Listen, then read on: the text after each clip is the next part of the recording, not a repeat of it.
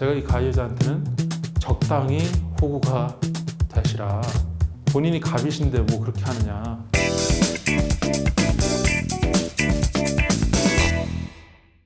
니키피디아 이현권 변호사입니다. 오늘은 제가 자주 말씀드리진 않았던 부분인데 누수 사건 중에서 피해자 말고 가해자라고 되어 있는 이제 윗집 가해자 표현 싫어하는 분들 많더라고요. 내가 왜 가해자냐? 그런데 하여튼 가해자 입장에서 말씀을 드리도록 하겠습니다. 대부분의 의뢰인들이 피해자 측이긴 하세요.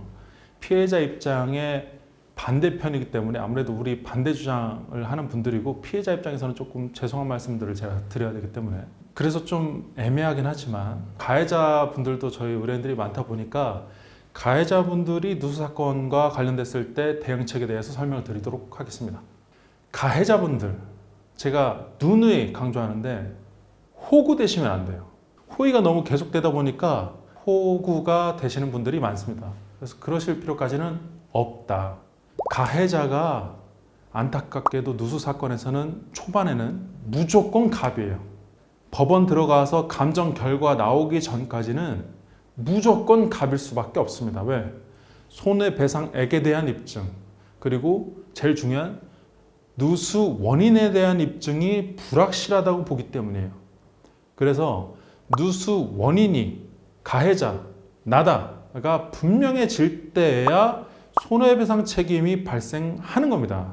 그 다음에 손해배상액이 얼마냐가 결정되고, 그러니까 내가 누수 원인이다 이게 분명해야 돼요. 근데 이제 통상적으로 대부분의 누수 사건이 딱 발생됐을 때 어떻게 하죠? 윗집에서 밑으로 새는 거니까 우리 집이 잘못했을 것이다. 그래서 손해배상을 막 해주고 고쳐주고를 바로바로 들어가는 분들이 많습니다. 그게 뭐 나쁘신 건 아니에요. 그렇게 좀 해야 위아래 집 사이에서 그래도 좀 견린관계, 이웃 사이에 좋게 진행하시는 거죠. 그래서 그게 나쁜 건 아닌데 원인이 애매한 경우 있습니다. 자, 명확한 건 바로 인정하세요. 그리고 고쳐주시고. 자, 근데 원하는 손해배상액이 생각했을 때보다 너무나 과다해요. 이사비, 청소비, 뭐 곰팡이 쓴 거, 벽지 싹 다 도배비. 근데 우리 집은 실크 벽지고 해외에서 뭐 수입한 벽지고 해외에서 수입한 돌을 발라놨고 그거를 새로 해야 되는데 돈이 뭐 엄청 늘어나고 나는 그 벽지, 그 돌 아니면은 안 하겠다. 이런 이제 피해자들을 만나게 됐을 때 무조건 그걸로 해줘야 되느냐? 무조건 원하는 대로 다 줘야 되느냐? 그거 아닙니다. 그분들의 해놓은 정도 수준에 맞춰서 그냥 사실은 돈 주면 끝이에요. 근데 통상적으로는 우리가 원인을 고치고 그 고친 사람들 데리고 밑에 집 고치는 것까지 하죠.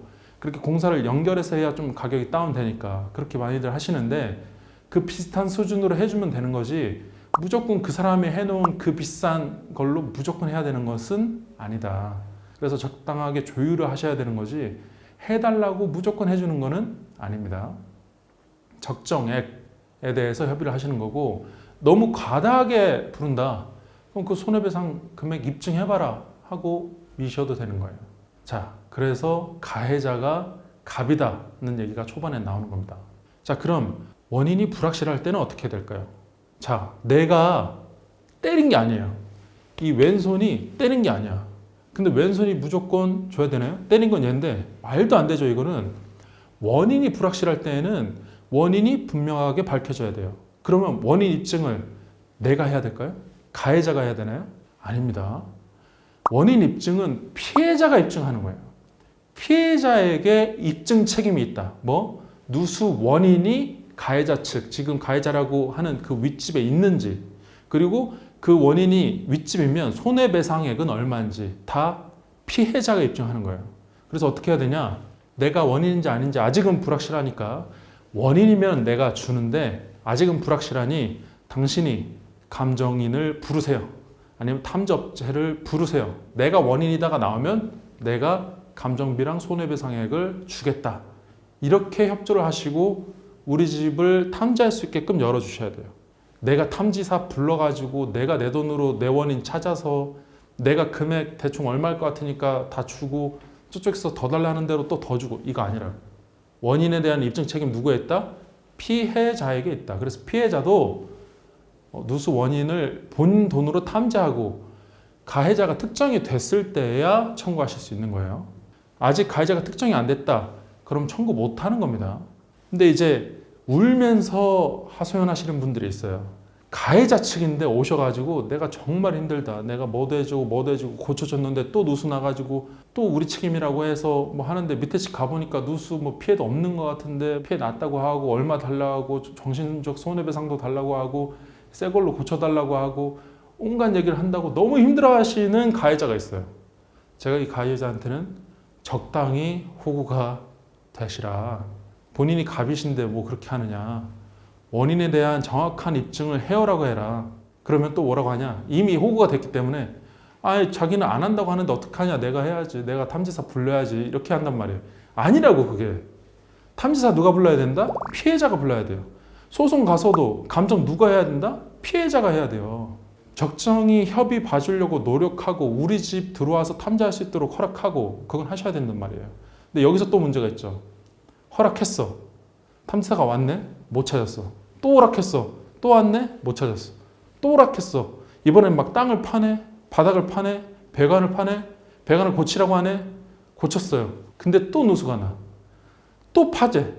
이걸 어떻게 다 감당하겠어요? 이거는 원인이 여기 있는데 딴 데를 삽질을 계속하는 거를 동의하시고 있는 거예요. 그렇게 하면 안 돼요. 그래서 탐지 업체가 어느 정도 실력이 검증된 업체를 데려오라고 요청을 하셔야 됩니다. 그리고 1회차, 2회차, 3회차 되는데도 아직 원인이 안 나온다. 이거는 차라리 법원 감정인 통해서 하시는 게 나아요. 원인 부위가 진짜 애매한 것도 있단 말이에요. 그럼 탐지사들이 아무리 파도 그거는 못 찾아요. 그래서 그럴 때는 차라리 감정하는 게 낫다. 아니면 앞에 헛삽질하는 거는 다 네 책임으로 하고 진짜 정확하게 우리 원인인 게 나오고 그 부분에 대해서만 내가 할 테니까 협조는 최대한 해줄게. 왜? 탐지해서 찾기 어려운 부분인 것 같으니까 내가 해줄게. 이거는 이제 선의해서 하실 수도 있죠. 그런데 이게 도가 넘어간다. 그러면 그냥 다 받아들여 주시면 안 된다. 왜? 그럼 우리가 뭔가 원인이 있는 것 같으니까 계속 협조한 거 아니냐. 이렇게 갈 수가 있거든요. 그래서 어떻게 하셔라? 너무 호구되시 마셔라. 그리고 가해자가 안타깝게도 갑입니다. 그래서 가해자가 피해자를 뒤흔들 수가 있어요. 자, 이렇게 보시면 피해자분들이 이제 자기의 반대편이니까 이것까지 보실 거예요. 피해자 입장에서는 가해자가 갑이라네? 가해자가 원인인 거를 내가 직접 밝혀야 된다네? 진짜 밝혀야 돼요. 밝혀야만 해결이 됩니다. 그러니까 이런 상하지에 있으니까 최대한 협조를 구하셔서 원인을 밝히고 적정선에서 협의를 요청해서 협의를 해서 끝내는 게 좋다고 제가 말씀드리는 거예요. 근데 피해자분들이 댓글을 달아 놓으시더라고. 어디는 소송하라 그러고 어디는 소송하지 말라 그러고. 이런 강한 관계가 있고 소송했다가 원인 안 밝혀지면 또 어떻게 할 건데. 온갖 문제가 있기 때문에 저는 변호사는 돈 벌려면 소송하라고 해야 되잖아요. 근데 소송 안 하시는 게 좋다고. 이 문제는 웬만하면 그렇게 알려드리는 거니까 이 가해자 피해자 관계를 보시고 또 참고를 하시기 바랍니다. 가해자분들도 웬만하면 그래도 이웃 사이니까 협조해가지고 적정선에서 조율을 하셨으면 좋겠습니다. 이상 억울한 사람 없도록 니키피디아 이영곤 변호사였습니다.